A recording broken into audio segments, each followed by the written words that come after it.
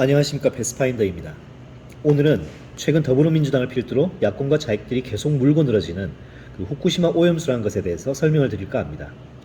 결론부터 말씀드리면 고등학교 수준의 기초과학 상식만 알아도 저런 선전선동에 휘말리지 않는다입니다. 여러분들이 또 많이 들어보셨을 겁니다. 후쿠시마 원전 오염수 100만 톤은 극도로 위험하며 이를 태평양에 방류하면 머지않아 한국에 치명적인 영향을 준다, 이런 주장인데요. 이 주장은 사실 2019년 8월 달에 숀 번이라는 그린피스 소속의 과학자가 영국 시사주간지 이코노미스트에 기고한 내용에서 나왔습니다. 이 소식이 들리니까 당시 국내 좌익단체들과 문재인 정부, 더불어민주당은 난리를 피웠습니다. 그런데 우리나라 핵과학자들은 사실 2011년 3월에 후쿠시마 원전의 노심 용융이 일어난 때부터 방사능 물질이 주변에 퍼질 때 우리나라에 얼마나 영향을 주는지를 연구해서 발표를 해왔습니다. 우리나라 과학자들에 따르면 후쿠시마 원전에서 퍼진 방사능 물질이나 거기서 흘러나온 방사능 오염수에 우리나라에 영향을 줄 가능성은 거의 제로였습니다. 이유는 간단합니다.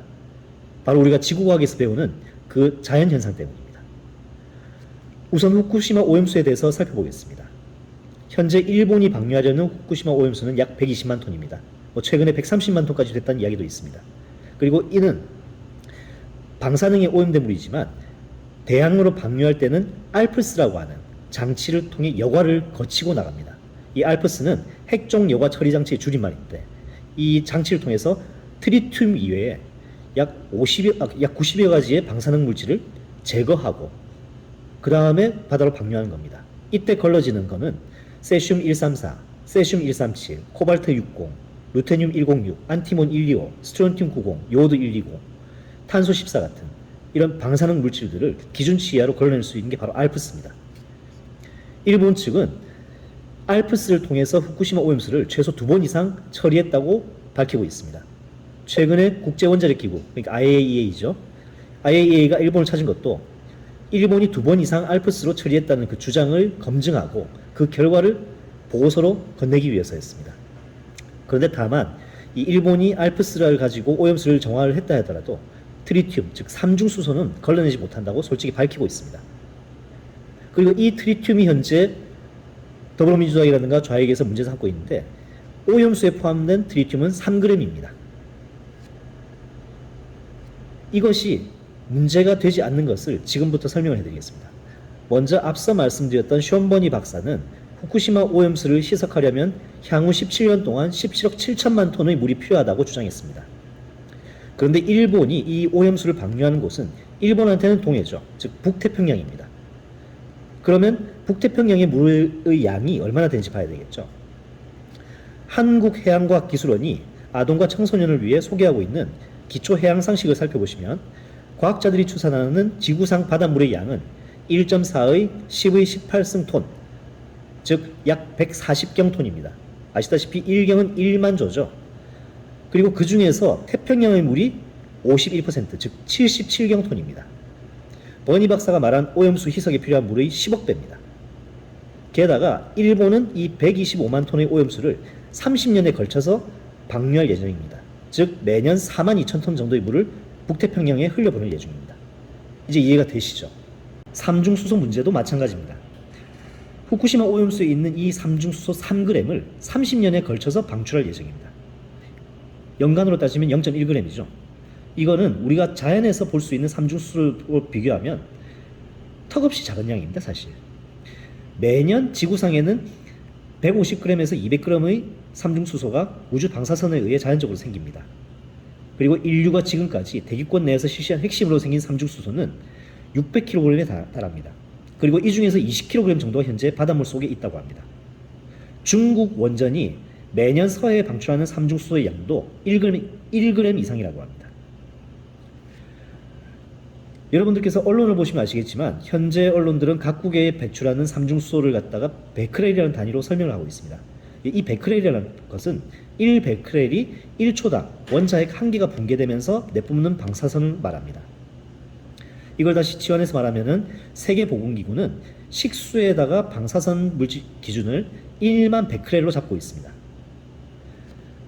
지금 좌익이나 더불어민주당이 말하는 이 후쿠시마 오염수의 경우 알프스로 처리하기 전에는 리터당 70만 베크렐이나 됩니다. 이거는 사람이 먹으면 안 되는 거죠. 하지만 알프스로 처리를 여러 번 하고 나면 이때는 리터당 1500베크렐이 됩니다. WHO의 식수 기준치보다도 훨씬 낮죠. 이게 얼마나 낮은 수치인지를 좀 더 설명을 해드리겠습니다. 한국원자력환경공단 설명에 따르면 사람이 매년 내뿜는 방사능이 1600만 베크렐입니다. 그리고 우리가 건강검진 때 받는 흉부 엑스레이 한 번이 500만 베크렐입니다. 바나나 한 개에서 나오는 방사선이 5000 베크렐입니다. 그러니까 지금 알프스를 여러 번 거치면 이게 그 수준 이하가 된다는 거죠. 그런데 이것도 이 후쿠시마 오염수도 알프스를 처리한 직후에 북태평양 방류할 때 양이지 이게 우리나라로 다시 흘러들어오려면 훨씬 줄어듭니다. 왜냐? 우리나라로 흘러들어오는데 최소 몇 달, 평균적으로 4, 5년이 걸리기 때문입니다. 지난 2월 16일 날 한국해양환경연구센터와 한국원자력연구원이 제주에서 열었던 한국방재학회 학술대회에서 이 후쿠시마 원전 오염수 방류에 의한 해양 확산 시뮬레이션 결과를 발표했습니다. 후쿠시마 앞바다에 방출한 삼중수소는 10년 후에는 북태평양 전체로 펴집니다. 우리 해역에는 2년 후에 입방미터당 0.001 베크렐 정도로 유입되고 4, 5년 뒤부터 늘어납니다. 그리고 10년 뒤에는 0.001 베크렐 정도가 된다고 합니다. 우리나라 과학자들은 이 수치를 두고 국내 해역에서 발견되는 기존 삼중수소 농도 평균 172 베크렐과 비교하면 10만 분의 1 수준이라고 설명했습니다. 이거는 최근에 후쿠시마 오염수 방류를 극렬히 반대하고 있는 중국의 국가연구소가 시뮬레이션 한 것과도 비슷합니다. 이 중국 쪽에서 연구한 걸 보면 일본이 후쿠시마 오염수를 방류한 지 5년 뒤에 제주 해역에 삼중수소가 흘러드는데 그 수준이 입방미터당 0.01 베크렐 수준입니다. 중국 쪽에서 연구한 거는 일본이 10년 동안 총 900조 베크렐, 그러니까 일본이 밝히고 있는 22조 베크렐보다 훨씬 많죠. 그 정도의 삼중수소를 방출한 것을 가정을 했을 때도 수준이 이렇습니다. 이렇게 북태평양을 거친 삼중수소가 우리나라의 주변에 적게 들어온 이유는 바로 해류하고 해수면 차이 때문입니다. 저도 사실 잘 몰랐는데 이 동해의 수위가 북태평양보다 높다고 합니다. 때문에 동해로 흘러들어온 북태평양 바닷물, 즉 대마도 난류는 동해로 들어와도 일본 열도 쪽에 치우친, 그러니까 일본에게는 서쪽, 우리에게는 동쪽이죠. 이쪽을 따라서 북쪽으로 올라가서는 다시 스가루 해협을 통해서 태평양으로 흘러나간다고 합니다. 지금까지 설명만 들으셔도 현재 말하는 후쿠시마 오염수의 위험성이 얼마나 터무니없는지 아실 겁니다. 사실 후쿠시마 오염수 위험과 같은 선동은 과거에도 있었습니다. 근데 그때는 또 우리나라 원전에 대한 거였습니다. 2021년 1월에 포항 MBC는 월성 원전에서 71만 3천 베크렐의 삼중수소가 유출됐다고 보도했습니다.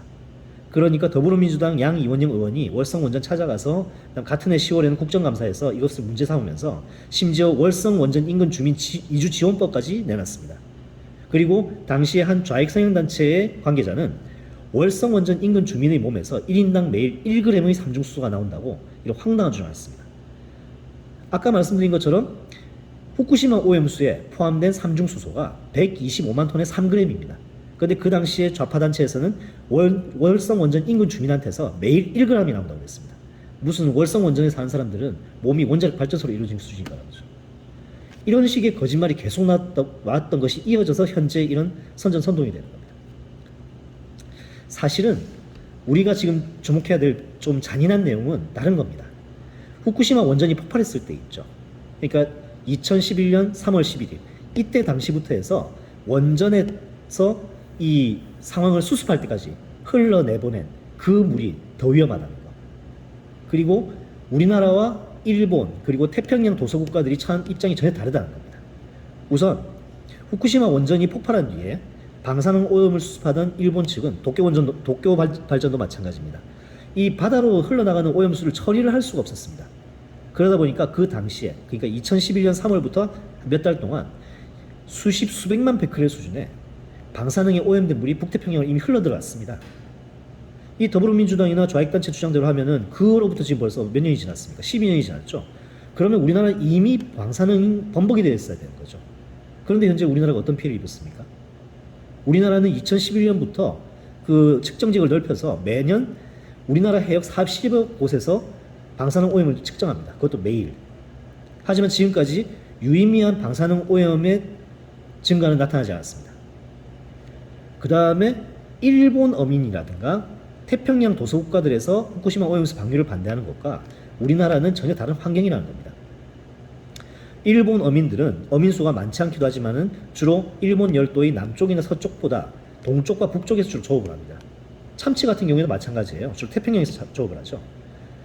이러다 보니까 후쿠시마 오염수가 방류되는 그 바로 앞에서도 잡을 수 있다는 게 문제입니다.